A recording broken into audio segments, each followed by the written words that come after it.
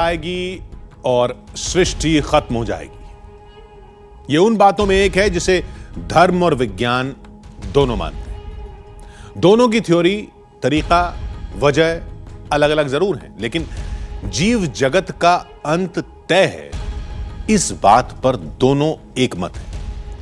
लेकिन यह अंत कैसे होगा, कब होगा और इसकी क्या कोई सटीक निशानी है जिससे यह पता चल सके कि अब दुनिया खत्म होने वाली है? तो जवाब है हां, है। यह जवाब छुपा है हजारों साल पुराने एक शिवधाम में, उस धाम में स्थापित महादेव के अंगूठे में।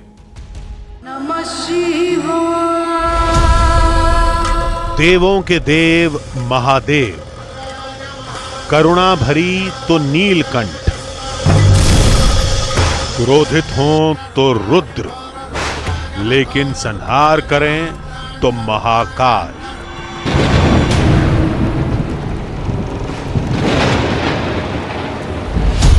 जब पाप होगा भारी तो क्रोधित होंगे त्रिपुरारी, तांडव के ताप से, त्रिनेत्र के ताप से भोले बनेंगे संहारी। लेकिन क्या वाकई दुनिया का अंत निश्चित है? अंत तय है तो कब होगा? कलयुग तो चल ही रहा है, फिर कैसे पता चलेगा कि अभी होगा, कल होगा, 1 साल बाद, 100 साल बाद या हजारों साल बाद? ये कौन बताएगा? ये कैसे पता चलेगा? ये रहस्य बताएगा ये शिवधाम।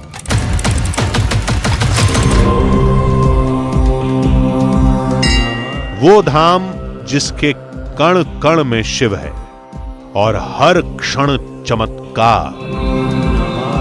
यहां अच्छा भला बुरा जो भी आया वो नतमस्तक हुआ। दुनिया की एक लौती जगह जहां दिखेगा सृष्टि के विनाश का पहला संकेत। धरती का एकमात्र स्थान जहां आज भी है मां सरस्वती का वास। वो जंगल, वो आश्रम जहां श्री राम ने ली थी शिक्षा, जहां महादेव के अंगूठे पर टिका है सारा संसार। तो क्या ये सब आप देखना चाहेंगे? अगर हां, तो चलिए हमारे साथ अचलेश्वर महादेव के चमत्कारी दरबार।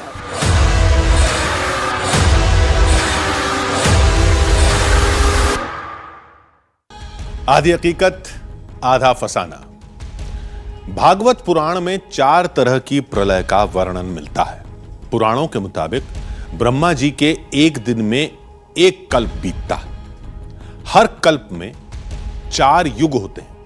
अंतिम युग यानी कलयुग चल रहा है। लोगों का दावा था कि कलयुग का अंत जब पास आएगा तब सृष्टि के विनाश की सबसे पहली हलचल, सबसे पहली निशानी माउंट आबू में दिखाई देगी, वो भी अचलेश्वर महादेव में। अब सवाल यह उठता है कि अचलेश्वर महादेव में ऐसा क्या होगा जो प्रकृति के विनाश का पहला संकेत बनेगा? महादेव कौन सा इशारा करेंगे? और सवाल यह भी, भोले भला ऐसा क्यों करेंगे? और वो कौन सा चमत्कार है जो इन सब दावों का पक्का सबूत है? चलिए चलते हैं माउंट आबू।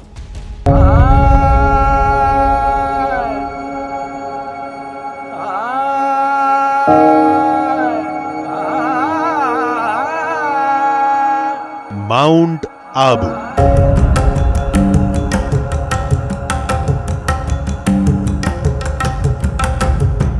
राजस्थान का कश्मीर, मरुस्थल का इकलौता हिल स्टेशन, रेत के समंदर के तट पर बसा प्रकृति का नायाब नमूना। यहां भक्ति, शक्ति और शांति का अद्भुत संगम मिलता है। जितनी खूबसूरत मंजिल, उसका उतना ही शानदार सफर। लेकिन इस बार नजारे निगाहों में झांक रहे थे और हम सवालों में गुम थे। वो कहते हैं ना, बंद मुट्ठी लाख की, खुली और खाली तो खाक की। कहीं हमारी आंखों में धूल तो नहीं झोंकी गई? कहीं ये किसी की सिर्फ टीवी पर दिखने और मशहूर होने की हल्की कोशिश तो नहीं? रास्ते भर ये सवाल हमें परेशान करते रहे। माउंट आबू तो लाखों लोग घूमने जाते हैं, तो फिर वहां ऐसा क्या है जिसे कोई नहीं देख पाया? वहां ऐसा क्या होगा जो आने वाले वक्त में पूरी दुनिया के होश उड़ा देगा, जिसे लेकर इतने बड़े बड़े दावे किए जा रहे हैं?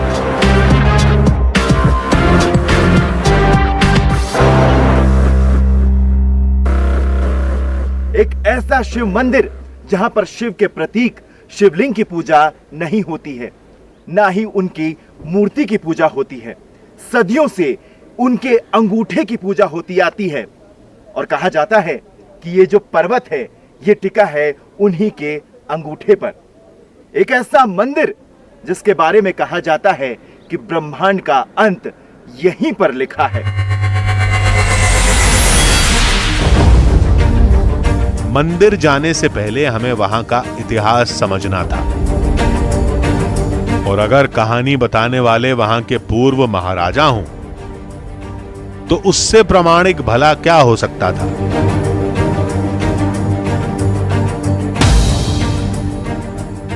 जो आबू पर्वत है ये 12 मील लंबा है, 6 मील चौड़ा है। यहाँ पहले बहुत बड़ा खड्डा था, जहाँ ये पर्वत है, इनफैथोमेबल डेप्थ, जिसकी कोई आप अंदाज नहीं लगा सकते, इतना गहरा था। पानी से भरा रहता, वो नेचुरली इधर उधर का पानी सब खड्डे में इकट्ठा हो, वो सूखता नहीं था, नेचुरल खड्डा था। 12 मील लंबी और हजारों फीट गहरी खाई भर भी गई, और वहां हजारों फीट ऊंचा पहाड़ भी प्रकट हो गया। ये कैसे मुमकिन है? हमें लगा कि सदियों पहले टेक्टोनिक प्लेट्स की बड़ी हलचल ने शायद ये कमाल किया होगा, लेकिन ऐसा नहीं था। कहते हैं इसका रहस्य अचलेश्वर शिवधाम और पुराणों में लिखी कहानी में छुपा है। ये अरावली हिमालय से पुराना है, हमारा बहुत प्राचीन पहाड़ है। मतलब ये तो दिव्य स्थान है। अचलेश्वर जो जगह है उनका तो 2-3 पुराणों में कथा है। बाकी अचलेश्वर का शिव पुराण में भी है। अचलेश्वर जो गुफा है वो करोड़ों वर्ष पुरानी है। काशी विश्वनाथ जी का अंगूठा है, जिससे अबुर्दा अचल को अचल किया है, इसलिए उनको अचलेश्वर महादेव कहते हैं। यह तो अभी प्राकृतिक है महाराज, परमात्मा की लीला है, ईश्वर की। इसको कैसे मंदिर की तलाश हमें इतनी दूर से थी। अचलेश्वर महादेव मंदिर, जहां पर ना भगवान शिव की मूर्ति की पूजा होती है और ना ही उनके शिवलिंग की। एक ऐसा मंदिर जहां पर शिव भगवान के अंगूठे की पूजा होती है, जिसके नीचे बसा है एक पाताल लोक का ऐसा रहस्य, जिसको जानने के लिए हम यहां पर आए हैं। तो चलिए देखते हैं महादेव का वो चमत्कार।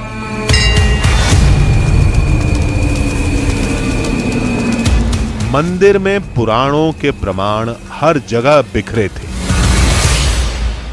अचलेश्वर महादेव के इस प्रांगण में बसा है महादेव का हर वो ज्योतिर्लिंग, जिसे देखने के लिए आप दूर दूर तक जाते हैं। देख सकते हैं आप कि यहाँ पर ओमकारेश्वर मंदिर है, देवस्थान यहाँ पर आपेश्वर मंदिर है। कई ऐसे देवस्थान हैं, ज्योतिर्लिंग हैं जो यहाँ पर मौजूद हैं, जो आपको इस मंदिर के प्रांगण में कोने कोने में दिखाई देंगे, जिसके दर्शन आप यहाँ पर अचलेश्वर महादेव में। अचलेश्वर महादेव के इस मंदिर में भगवान विष्णु भी विराजमान हैं। आप देख सकते हैं कि यहाँ पर भगवान विष्णु के 10 अवतार मौजूद हैं, जिसकी मूर्ति यहाँ के मेन गेट के पास लगाई गई है, जो विष्णु भगवान का मंदिर है। आप देख सकते हैं कि ये वो 10 अवतार हैं, जिसमें विष्णु भगवान की हर वो छवि को दर्शाया गया है। तो क्या हमें फोन करने वाले ने इसी चमत्कार से सृष्टि के विनाश की कड़ी जोड़ी थी? लेकिन कैसे?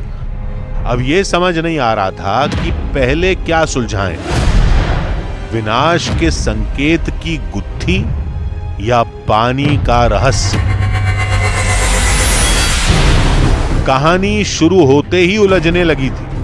हमने फौरन उस शख्स को फोन किया जिसने हमें बुलाया था। उसी के पास हमारे सारे सवालों के जवाब मिलेंगे।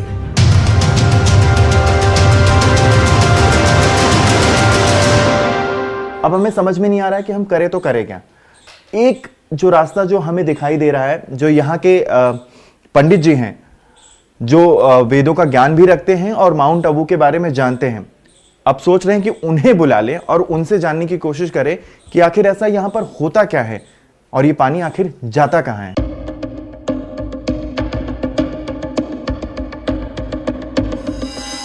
पंडित जी नमस्ते, मेरा नाम आलोक मिश्रा है और मैं न्यूज़ 18 इंडिया से बोल रहा हूँ। जी जी जी जी जी आपके क्षेत्र में आए थे अचलेश्वर महादेव मंदिर में। जी जी बस वही जानने की कोशिश कर रहे थे, तो अगर आप आ पाएँ तो। जी पंडित जी इंतज़ार करूँगा। अब हमने पंडित जी को बुलाया है जो इस क्षेत्र को जानते हैं, जो वेदों का ज्ञान भी रखते हैं। अब वो बताएंगे कि आखिर ये पानी जो है वो जाता कहाँ है। हमने सोचा कि वक्त का इस्तेमाल करते हैं और सीधे अचलेश्वर महादेव के पास चलते हैं। शायद हम बिना मदद के ही रहस्य सुलझा लें। गर्भगृह के ठीक बाहर नंदी नजर आए। भगवान शिव के वाहन नंदी उनके साथ हमेशा मौजूद रहते हैं क्योंकि वो प्रतीक हैं धर्म, अर्थ, काम और मोक्ष के। मेरे ठीक पीछे जो मूर्ति आप नंदी के देख रहे हैं, ऐसी मूर्ति सिर्फ दुनिया में दो ही हैं। एक नेपाल के पशुपतिनाथ में और एक माउंट आबू के अचलेश्वर महादेव के इस मंदिर में। लोगों ने कहा था कि मंदिर का हर अंश चमत्कारी है और ऐसी ही एक कहानी इस मूर्ति की भी है। जब मुगलों का राज हुआ था इंडिया में, तो उस टाइम आप लोगों ने सुना होगा कि एक गुजरात का बादशाह था जिसका नाम था मोहम्मद गजनवी, जिसने सोमनाथ का मंदिर 17 बार लूटा और पाटन का मंदिर लूटा। उसके बाद ये मंदिर लूटने के लिए आया था वो, तो उसने अपनी सेना द्वारा पूरा मंदिर खंडर करवाया था, लेकिन उसे कहीं पे भी कुछ नहीं मिला। तो जब वो मंदिर में से बाहर जाने लगा तो उसकी नज़र नंदी पे गई। तो उसने क्या सोचा कि मंदिर के जो भी हीरे जवाहरात वगैरह होंगे ना, वो सारे नंदी के अंदर भरे होंगे। तो सर उसने क्या किया, लालच में आके इस नंदी के ऊपर अटैक करवा दिया, लेकिन इसके अंदर से कोई हीरे जवाहरात वगैरह नहीं निकले। जब आप लोग नंदी के थोड़ा साइड में जाएंगे तो वहाँ पे देखना आप लोग लेफ्ट साइड के घुटने में एक हॉल देखने को मिलेगा। उसमें से लाखों की संख्या में आप लोग हनी बीज समझते हैं ना, मधुमक्खी, वो निकली थी और बादशाह की सेना के ऊपर अटैक कर दिया था। तो यहाँ से पूरी सेना उसकी मंदिर में हथियार छोड़ करके भागने लगी, लेकिन बादशाह नहीं भागा, शंकर भगवान के पास गया और जाकर के माफी मांग करके उसने जो हथियार लूटने के लिए लेके आया था उसका सर उसने एक त्रिशूल बनवा रखा है, जो हथियार थे उनका। तो क्या वाकई इस मंदिर में प्रलय का पहला संकेत छुपा है? लोगों ने कहा, महाकाल के दरबार में काल से क्या घबराना। अंदर जाइए, आपको अपने सारे सवालों के जवाब खुद मिल जाएंगे। अचलेश्वर महादेव के इस मंदिर में ही छुपा है वो राज दुनिया के अंत का। कहा जाता है कि अचलेश्वर महादेव का जो अंगूठा है, जिस पर यहाँ पर पर्वत टिका हुआ है, और अगर ये धीरे धीरे पर्वत खत्म हो जाएगा तो ये दुनिया भी खत्म हो जाएगी। आज इसी की पड़ताल करने के लिए हम अचलेश्वर महादेव के इस मंदिर में पहुंचे हैं।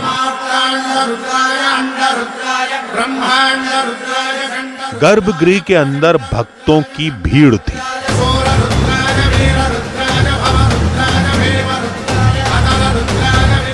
कुछ देर बाद हमारा भी नंबर आया। नमः शिवाय। अचलेश्वर महादेव मंदिर के बारे में जितना हमने अब तक सुना था वो अब साफ देखने को मिल रहा है। यहाँ पर किसी मूर्ति की पूजा नहीं होती, ना ही किसी शिवलिंग की पूजा होती है। यहाँ पे आप देख सकते हैं कि जो अर्घा है जिस पर शिवलिंग को स्थापित किया जाता है वो यहाँ पर मौजूद है, लेकिन यहाँ पर कोई शिवलिंग यहाँ पर मौजूद नहीं है। एक जो चीज जो जिसे देखने के लिए हम इतनी दूर से आए थे वो थी वो शिव भगवान की अंगूठे की निशानी। आप देख सकते हैं कि यहाँ पर जो जाली लगी है इसे पंडित जी अगर आप हटा पाएं, उसे हटाकर हम आपको दिखाने की कोशिश करेंगे कि यहाँ पर जो शिव भगवान का जो अंगूठा है वो आपको साफ तौर पर दिखाई दे रहा होगा। देखिए, इसे ही कहा जाता है कि यही महादेव काशी नरेश का अंगूठा है, जिसके बल पर यहाँ पर माउंट आबू जो पर्वत है वो टिका हुआ है। कहते हैं इसी छोटे से गड्ढे में पूरी सृष्टि के विनाश का सबसे पहला संकेत दिखाई देगा। तो सबसे पहले इसे ही समझते हैं। गड्ढा अर्घे के बीचों बीच बना था। बीच में पिंडी थी जिसे महादेव के पैर का अंगूठा कहा जाता है। तभी हमें एक अद्भुत बात समझ आई। गड्ढे की चट्टानी दीवारें बेहद खुरदरी और पीले रंग की थी, लेकिन पिंडी एकदम चिकने पत्थर की थी और उसका रंग भी गहरा भूरा था, पूरी दीवार से एकदम अलग, जबकि पिंडी चट्टान का ही हिस्सा थी। गड्ढे के अंदर थोड़ा बहुत पानी था जिसे भक्तों ने चढ़ाया था। इसके अंदर जो पानी आप देख रहे हैं, ये कहा जाता है कि जितना भी पानी यहाँ पर डाला जाए, जो जल अर्पण किया जाता है, वो यहाँ पर पाताल लोक में जाता है और इसका कोई छोर नहीं है। अब तक कोई पता नहीं लगा पाया है कि आखिर ये पानी कितना जाता है और कहाँ तक चला जाता है। कितनी दिन भर में जितने भी लोग यहाँ पर जल अर्पण करते हैं वो पानी बढ़ता नहीं है। और यहाँ पर आप देख सकते हैं कि पार्वती जी की मूर्ति है, वो यहाँ पर विराजमान है और यहाँ पर और भी मूर्तियाँ हैं जो साथ ही साथ यहाँ के इतिहास को बताती हैं। लेकिन जो सबसे चौंकाने वाली जो बात है वो ये कि यहाँ पर सिर्फ भगवान शिव के अंगूठे की पूजा होती है।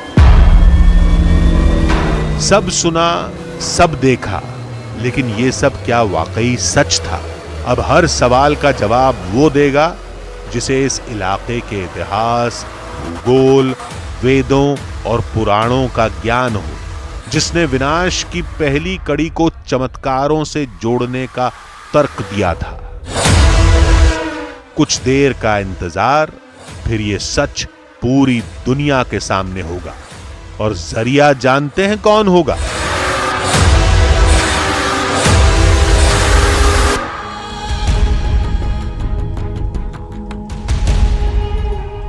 आधी हकीकत आधा फसाना। जी हां, हम ही जरिया हैं। तो यकीन मानिए, बिना जड़ तक जाए हम कोई दावा भी नहीं करेंगे और ना करते हैं। इसलिए हमने दिमाग लगाया कि शायद गड्ढे का अंतिम सिरा कहीं बाहर निकलता होगा। सोचिए, महादेव का कोई भक्त कितना जल चढ़ाता है? ज्यादा से ज्यादा 1 लोटा।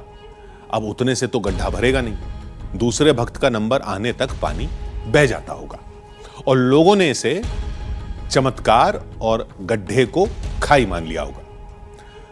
हमने सोचा कि हम गड्ढे में कोई पैमाना लगा देंगे, फिर तेजी से ढेर सारा पानी डालेंगे। पानी के बहने से पहले पैमाने पर निशान पड़ जाएगा। बस हो गया चमत्कार डिकोड। तो चलिए शुरू करते हैं।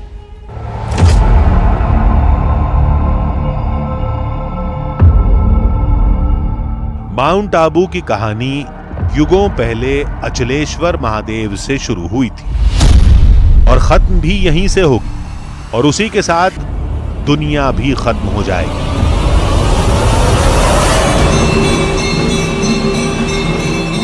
लेकिन कैसे? ये समझने के लिए हमें माउंट आबू की उत्पत्ति को समझना होगा, जिसका जिक्र पुराणों में मिलता है। पहले यहां कोई पहाड़ नहीं था, खाई भी नहीं थी। यहां जंगल था जिसमें गुरु वशिष्ठ का आश्रम था, और यहीं श्री राम और उनके भाइयों ने महर्षि वशिष्ठ से दीक्षा ली थी। राम, भरत, शत्रु और लक्ष्मण, दोनों चारों भाइयों, और भी विद्यार्थी अंदर थे, ब्राह्मणों के विद्यार्थी भी अंदर थे। तो मतलब सब शिक्षा पूरी हो गई। उसके बाद में जाने लगे तो उत्तम नाम का जो एक विद्यार्थी था, तो वो मतलब घर जाने लगा। तो उन्होंने पहले अब बोला, गुरु मैं जा रहा हूँ, आपको गुरु दीक्षा लेना चाहता हूँ। तो उसने बोला कि मुझे तो कुछ चाहिए नहीं, गुरु माता से पूछ लो। वो जाकर पूछा, माता जी से पूछा कि माता जी ये गुरु दीक्षा लेना चाहता हूँ। तो बोला मुझे कुछ नहीं चाहिए, लेकिन देना ही चाहता है तो मुझे दिव्य कुंडल ला के दे दे। तो माता ने वो दिव्य कुंडल दे दिए। उत्तम नाम का लड़का लेकर रवाना हो गया। वो अंदर ध्यान में बैठ गया पीछे 10 नग लगा हुआ था। दिव्य कुंडल लेके पताल में चला गया। ध्यान छूटा, देखा कि दिव्य कुंडल है ही नहीं। वो रोने लगा, वशिष्ठ मुनि के पास में रोने लगा, गुरुजी मैं से ये तो जाके लेके आया था, लेकिन यहाँ दिव्य कुंडल गायब हो गए। फिर उन्होंने इंद्र भगवान को प्रार्थना की, तब फिर उन्हें गदा का भ्रमण किया, उसको ब्रह्मखाई बना दिया। थोड़ी देर में हमें यहां बुलाने वाला शख्स भी आ गया। हमने उससे पूछा कि अगर यहां खाई थी तो ये पूरा पर्वत कहां से आ गया। महर्षि वशिष्ठ ने एक दिन भ्रमण करते करते देखा, उनकी जो प्रिय गाय थी, जिनकी वो सेवा किया करते थे, नंदिनी गाय, बड़ी दिव्य गाय थी, तो उसको साथ लेकर के यहाँ से भ्रमण करते हुए निकल रहे थे, तो अनायास वो गाय उस खाई में, उस खड्डे में गिर गई। सरस्वती जी का आह्वान किया, भगवान वरुण का आह्वान किया, तो वो सारा जो खड्डा था भरपूर जल राशि से परिपूर्ण हुआ और गाय तैरकर बाहर आ गई। कहानी के मुताबिक सरस्वती नदी के जाने से खाई फिर बन गई, तो गुरु वशिष्ठ ने उसे हमेशा के लिए बंद करने का एक रास्ता सोचा। वो गए हिमालय के पास, जो पर्वतों का राजा है, उनके पास जाकर के कहा कि एक पर्वत मुझे चाहिए। तो हिमालय ने कहा कि महाराज मेरा पुत्र है नंदीवर्धन, आप उसको ले जा सकते हैं, मैं उससे कह देता हूँ। तो नंदीवर्धन जो ये माउंट आबू है, इसका मूल नाम नंदीवर्धन है, नंदीवर्धन पर्वत है। इसके पास जब वशिष्ठ मुनि पहुंचे तो उन्होंने कहा बिल्कुल जो आ गया, परंतु वो यहाँ आने में समर्थ नहीं था कि मैं कैसे आपके साथ जाऊं, और वहाँ का ऐसा दिव्य वातावरण था। तो भगवान महात्मा वशिष्ठ ने उनसे कहा कि जैसा वातावरण तेरा यहाँ है वैसा ही वातावरण मैं वहाँ पर भी ऐसा तुझे आशीर्वाद देता हूँ। तो आशीर्वाद दिया कि यहाँ जितनी जड़ी बूटियाँ हैं वो जड़ी बूटियाँ वहाँ पर भी तेरे ऊपर होगी। तो सब आशीर्वाद दिए। फिर जाने में सक्षम नहीं था तो उसका एक मित्र था नाग, जिसका नाम था अर्बुद, सर्प था। तो उसको भगवान वशिष्ठ ने आज्ञा दी कि तुम इसको नंदीवर्धन को अपनी पीठ पर बिठा और इसको वहाँ ले जाकर स्थापित करो। तो संत की आज्ञा थी, यहाँ लाए, स्थापित कर दिया। तो उसको भी वरदान दिया कि नंदीवर्धन का आज से नाम तेरे नाम से जाना जाएगा। तो इसका नंदीवर्धन नाम हट करके नाम उन्होंने ही रखा अर्बुदांचल नाम। आज भी इसका नाम अर्बुदांचल है। उस शख्स ने कहा कि खाई का एक मुंह ऊपर की तरफ खुला है, इसलिए उसमें जितना भी पानी डालो वो भरता नहीं है, सारा पानी पाताल में चला जाता है। हमने पूछा कि फिर यहां महादेव कैसे आ गए। लेकर के आए, स्थापित कर दिया, परंतु वो पूर्ण रूप से स्थापित नहीं हो पाया। तो उन्होंने सोचा कि ये स्थापित नहीं होगा तो ये तो बल्कि और भी खराब काम है। तो उन्होंने फिर भगवान काशी विश्वनाथ का तप करना प्रारंभ किया, क्योंकि भगवान महादेव के वो परम उपासक थे। तो उन्होंने तप करके महादेव को प्रसन्न किया। महादेव ने कहा कि इस पर्वत को आप अचल कर दीजिए आपकी कृपा दृष्टि से। भगवान ने अंगूठा भिड़ा दिया वहां से अखिलेश्वर महादेव नाम है उसको, वो लिंक नहीं है, वो खाइए इसे आप बत्ती का अंदर देखोगे तो वो अंगूठा दिखेगा अंदर, शिवलिंग नहीं है। हमने उससे पूछा कि जब यहाँ अचलेश्वर खुद मौजूद है तो फिर यहाँ विनाश के संकेत कैसे देखने को मिलेंगे। कहा जाता है कि जिस दिन यह अंगूठा हट जाएगा उस दिन माउंट आबू पूरी तरीके से तहस नहस हो जाएगा और दुनिया की भी बात होती। तो ये क्या कहानी है? जी बिल्कुल, क्योंकि मान्यता और प्रमाण भी है कि ये जो माउंट आबू है ये भगवान ने अपने अंगुष्ठ पर धारण कर रखा है, या कहते हैं कि उन्हीं के उस अंगूठे की शक्ति के कारण ही यह टिका हुआ है।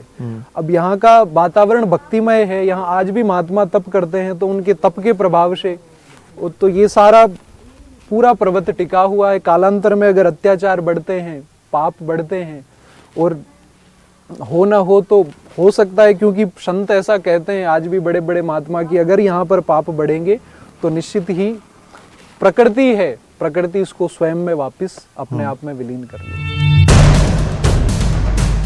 इस कहानी और थ्योरी के मुताबिक जब तपस्वी धरती पर नहीं रहेंगे उस समय अर्बुदांचल को स्थिर रहने की जरूरत नहीं होगी। तब महादेव अपना अंगूठा हटा लेंगे और माउंट आबू खत्म हो जाएगा। और ये सब तब होगा जब कलयुग अपने चरम पर होगा। और इसीलिए दावा करने वाले ये कहते हैं कि माउंट आबू का समाप्त होना कलयुग के चरम पर होने की निशानी होगी। और जब कलयुग चरम पर होगा तब सृष्टि पर प्रलय आएगी। उस शख्स ने हमसे यह कहा, वो खाई इस पूरी कहानी का सबूत है। आपकी इजाज़त हो तो क्या हम ये चीज़ देखना चाहते हैं कि पानी कितना ऊपर आता है। हम पहले लोटे से एक बार ही चेक करना चाहते हैं कि अगर हम 1 लोटा यहाँ पर जल अर्पण करते हैं तो क्या पानी और ऊपर आएगा? जी, वो पानी बिल्कुल ऊपर नहीं आएगा। आपके मन में विश्वास नहीं हो, आप बिल्कुल जल भगवान की चढ़ाइए और देखिए, आप प्रत्यक्ष देख सकते हैं। इसमें कोई प्रत्यक्ष को प्रमाण की आवश्यकता ही नहीं है। अब हम जल अर्पण करने की कोशिश करेंगे इस कुंड में और देखेंगे कि क्या जो जल का स्तर है वो ऊपर आता है या नहीं आता। उस शख्स ने कहा कि हम चाहें तो खुद भी जांच कर सकते हैं। हम भी पूरी तैयारी के साथ आए थे। और अब हम अर्पण करने की कोशिश करेंगे इस कुंड में और जानेंगे कि क्या जल स्तर बढ़ता है और ये पानी कहीं ऊपर आता है या नहीं आता है। तो पंडित जी शुरुआत करें। जी, आप जल से बिल्कुल प्रत्यक्ष देख करके। हमें डर यह था कि पानी डालते ही बह गया तो गड्ढे का भरना साबित नहीं होगा, इसलिए हम उसमें कोई पैमाना डालकर देखेंगे। तो पहले हम लोटे का जल इस कुंड में डालेंगे और देखते हैं कि पानी कितना भर जाता है। एक चीज और कर सकते हैं कि क्या हम माला से एक बारी चेक कर लें कि कितना पानी ऊपर आ रहा है। हाँ बिल्कुल, आप चेक कीजिए कैमरे के ऊपर। यह तो प्रत्यक्ष प्रमाणित बात है। हमने ब्रह्म खाई के मुहाने के अंदर माला डाली। इस माला को अब हम एक बारी कुंड में डालने की कोशिश कर रहे हैं और देखते हैं कि ये माला कहाँ तक जाती है, जिससे हमें अंदाजा लगेगा क्या पानी का जल स्तर जो है वो बढ़ रहा है या नहीं बढ़ रहा है। सबसे पहले हमने छोटे लोटे से पानी डाला। पानी 1 इंच भी बढ़ता नहीं दिखा। कोच नहीं, बस हमें ये जानने की कोशिश कर रहे हैं कि ये पानी ऊपर क्यों नहीं बढ़ रहा है और क्या सच में पानी का स्तर जो है ज्यादा पानी डालने के बाद बढ़ता है या नहीं बढ़ता। हाँ नहीं, बिल्कुल आप थोड़े बड़े पात्र में बिल्कुल जल लीजिए और भगवान को अर्पण कीजिए और आप आंखों से ही देखिए, क्योंकि यह तो प्रमाणित बात है। हमने सोचा कि छोटे से लोटे में पानी बहुत कम था, इसलिए ऐसा हुआ होगा। अब हम बड़े घड़े का इस्तेमाल करके देखेंगे, देखते हैं क्या होता है। तो अब हम मिट्टी का जो घड़ा है, मतलब उस लोटे से जो बड़ा पात्र है, उससे अब पानी डालने की कोशिश करेंगे और देखते हैं कि पानी का स्तर अब बढ़ता है या नहीं बढ़ता है।